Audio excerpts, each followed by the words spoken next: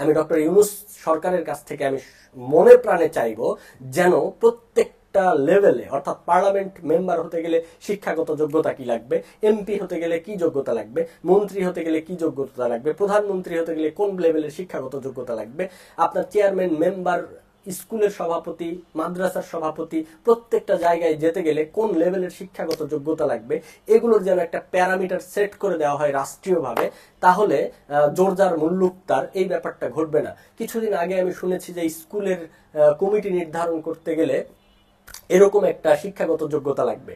তখন আমি গ্রামের মধ্যে দেখলাম যে, বা বিভিন্ন জায়গায় আমি আমার কানে এরকম নিউজ এসেছে যে দলের মধ্য থেকে ওই শিক্ষিত মানুষ খুঁজে পাচ্ছে না, তখন তাদের হায়ার করতে হচ্ছে শিক্ষিত মানুষ বাহির থেকে।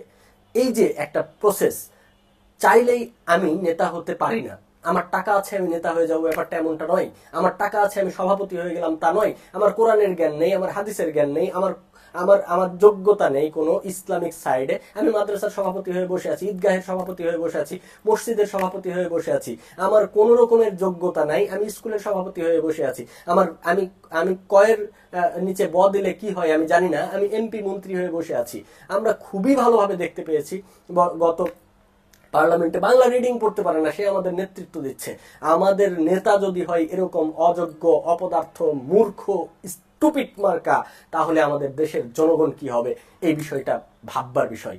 উচ্চ লেভেলের যদি কেউ আমার কথা শুনে থাকেন, প্রত্যেকটা দর্শকের কাছে আমি অনুরোধ জানাবো যে আমাদের নেতা নির্বাচনের একটা সুস্পষ্ট পদ্ধতি যেন এই সরকার দিয়ে যায়, এই আবেদন করে আমি আমার আলোচনা শেষ করছি।